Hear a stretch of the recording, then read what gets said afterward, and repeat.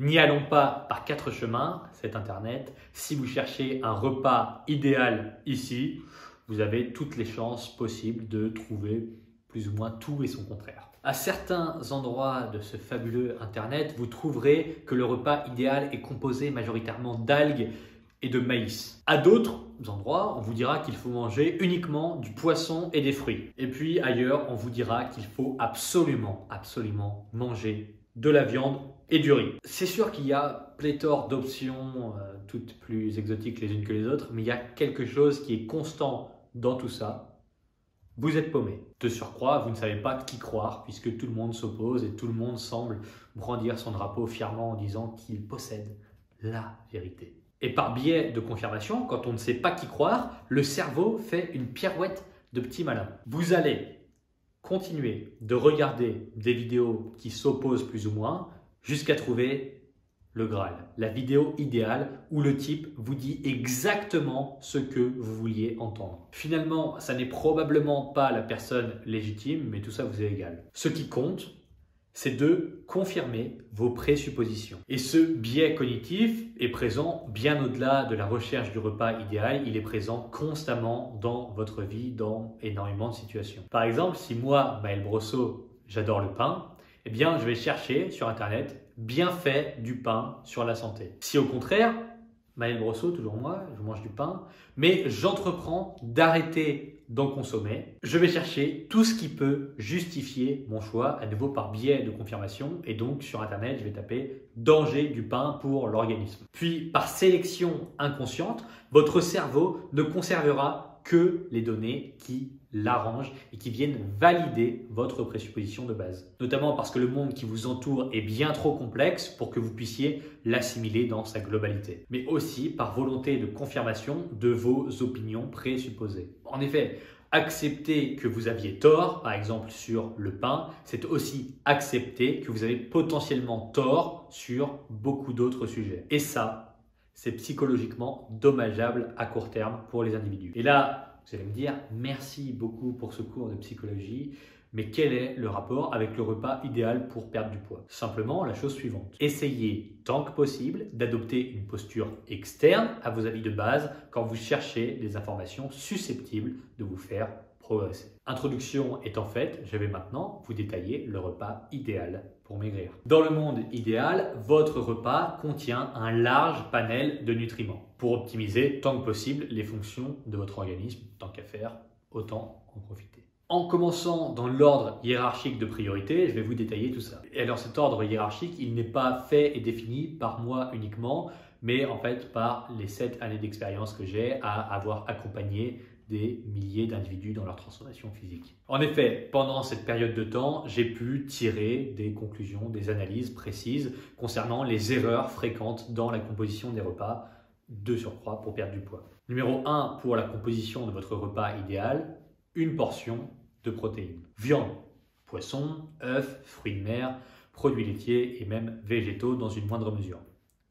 Les protéines constituent les briques de votre corps. C'est absolument primordial pour votre santé et c'est d'autant plus vrai dans un contexte de perte de poids et de déficit calorique prolongé. Le problème, c'est que l'écrasante majorité des femmes n'en consomment pas suffisamment. Et c'est tout à fait regrettable parce qu'une portion de protéines cohérente au sein d'un repas augmente sensiblement la satiété, le niveau de satiété de celui-ci et donc par effet logique repousse la faim bien plus longtemps. En numéro 2, dans votre repas idéal, je devrais normalement dire les lipides. Parce qu'ils sont, tout comme les protéines, indispensables aux fonctions vitales de votre organisme. Cela dit, il est extrêmement rare de trouver des individus qui consomment trop peu de lipides, en tout cas dans les sociétés occidentales modernes. Dans l'optique de la vidéo, les sources de lipides à consommer majoritairement à nouveau dans un repas idéal seraient les suivantes. Tous les poissons gras, l'huile d'olive, l'huile de coco, les oléagineux et les œufs. Attention, ici, les lipides font 9 calories par gramme. D'où la fameuse idée reçue, le gras fait grossir. Dans l'absolu, c'est faux. Mais il faut bien entendu maîtriser les quantités qui peuvent sinon faire grimper rapidement le total calorique de votre journée. Par exemple, 2 cuillères à soupe d'huile d'olive dans la journée, ça fait déjà 200 calories.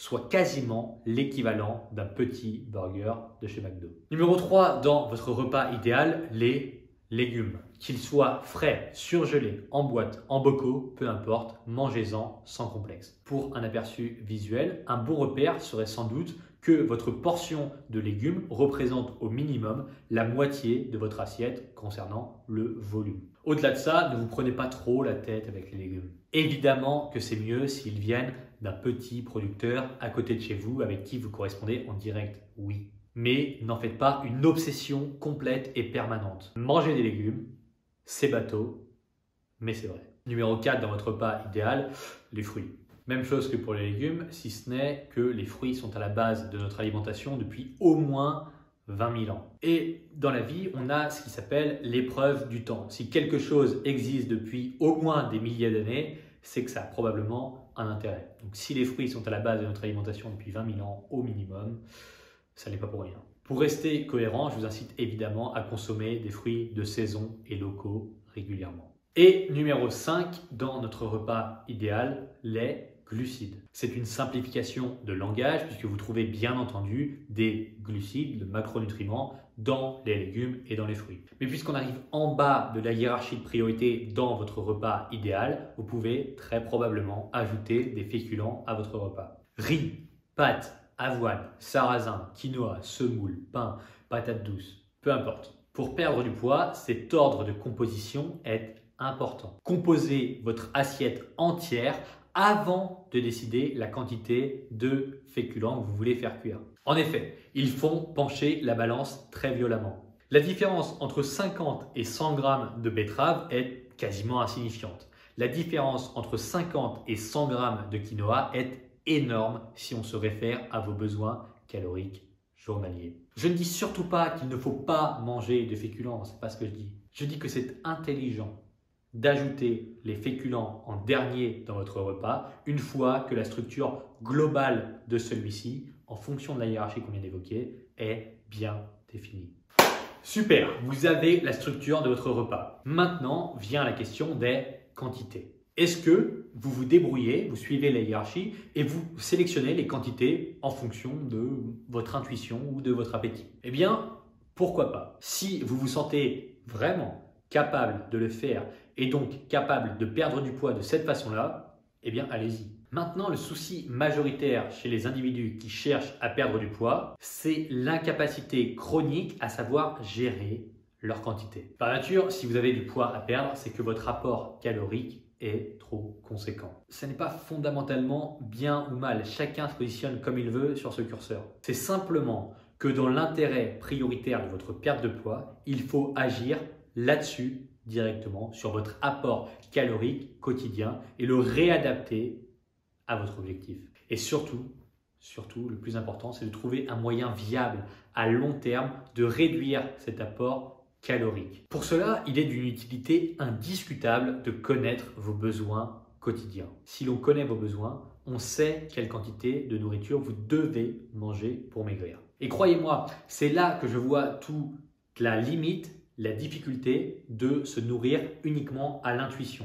Je vous rappelle que votre cerveau est un fin manipulateur et qu'il fera son maximum pour vous faire accumuler le plus de calories possible. Son objectif à lui, ça n'est pas de vous voir maigrir, contrairement à ce qu'on pourrait penser. Non, lui, il veut conserver ses réserves d'énergie au cas où il y ait une pénurie. Dans ce cas, si vous ne connaissez pas vos besoins caloriques, je vous incite immédiatement à cliquer sur le lien juste en dessous de la vidéo. Avec le plan, j'ai inclus un calculateur automatique de vos besoins caloriques. Vous remplissez quelques cases et vous aurez automatiquement une estimation relativement précise de vos besoins. Le point numéro 2 est donc le suivant. Il faut connaître vos besoins caloriques pour composer le repas idéal. Vous aurez beau manger le meilleur repas du monde sur le papier, le repas le plus sain, avec le plus de légumes, le plus de nutriments, le plus de vitamines, en pratique, si les quantités sont inadaptées, vous n'allez pas maigrir. Ce point peut se résumer en une seule phrase. Mangez ce qui vous plaît. Ne vous laissez pas aller à des injonctions sans justification concernant la nature amaigrissante de tel ou tel aliment. Ce qui compte, c'est de maigrir sans rechuter. Et pour cela, il faut absolument que vous respectiez vos besoins. Certes, mais il faut aussi que vous respectiez vos goûts pour limiter la frustration et la restriction. En vérité, il reste beaucoup de points à traiter pour cette vidéo concernant le repas idéal. Notamment ces 5-là. Vos envies, vos disponibilités, votre inspiration, vos contraintes, votre budget. Le problème étant que tout ça, c'est énormément de théorie. Et entre la théorie et la pratique, il y a un gouffre gigantesque. Cette vidéo pourra certainement vous apporter des informations que vous pourrez mettre à contribution pour la suite de votre perte de poids. En tout cas, je l'espère. Maintenant, je vous le dis, j'ai créé l'outil parfait qui fait la jonction entre toute cette théorie et la pratique. Toute la théorie de la perte de poids et la mise en application pratique pour maigrir dans le vrai monde maintenant. Le plan contient 32 menus alimentaires 100% personnalisables et modulables. L'idée, elle est très simple. L'intégralité de la théorie, c'est moi qui m'en suis occupé. Tant mieux, parce que j'ai l'expérience la plus complète à ce sujet. Et grâce à ça, vous pouvez concentrer toute votre énergie sur ce qui compte vraiment, la pratique. Vous arrêtez de vous prendre la tête avec des détails inutiles. Vous suivez votre plan alimentaire. En seulement 2 clics, vous pouvez changer ce qu'il y a dans les menus en fonction de vos goûts, en fonction de vos envies, en fonction de ce qu'il y a dans votre frigo, en fonction de la saison. Tout ça, c'est faisable extrêmement facilement. Si vous allez manger en extérieur, pas de problème. Si vous voulez manger une pizza, si vous voulez manger des sushis, vous avez juste à les intégrer dans votre plan pour pouvoir poursuivre votre perte de poids sans faire de vagues. Si vous intégrez correctement les repas que vous faites en extérieur dans votre plan, dans l'outil, ça ne pose pas de souci. Le plan est là pour vous guider très précisément dans vos repas. Vous savez quoi faire, pourquoi le faire, comment le faire, dans quelle quantité, et ça soulage. En 10 minutes par jour, vous remplissez votre plan et vous progressez sans tout remettre constamment en question. Pour rejoindre le plan et les 1200 membres déjà inscrits qui maigrissent grâce à ces outils, vous pouvez cliquer sur le lien qui se trouve juste en dessous de la vidéo. Dans 5 minutes, vous aurez reçu l'accès à votre espace privé et on pourra commencer. Bon, la problématique avec les menus alimentaires classiques, c'est l'installation de la routine. Vous ne voulez pas manger tous les jours la même chose et comme je vous comprends. C'est ennuyant, ça vous lasse, c'est frustrant, on le sait. Vous avez parfaitement raison sur ce point-là. Et c'est d'ailleurs le plus gros défaut avec les menus minceurs classiques, préfaits, dans lesquels vous mangez toujours la même chose. Dans le plan, il y a effectivement une grande variété de menus différents. Mais surtout, et c'est là qu'est le plus important, vous avez la possibilité de modifier chaque ligne de vos menus en seulement 2 clics. Vous voulez manger du poulet plutôt que du poisson ce midi? Très simple. Vous sélectionnez la case, vous remplacez le poisson par le poulet en 2 clics, c'est fait. Le calcul de vos quantités se fait automatiquement et c'est réglé. Vous passez à la suite. C'est l'alimentation qui s'adapte à vous, pas l'inverse. Et cette idée, elle est au fondement du plan. Pour obtenir les 32 menus modulables et l'intégralité des contenus qui sont affiliés au plan, cliquez juste en dessous.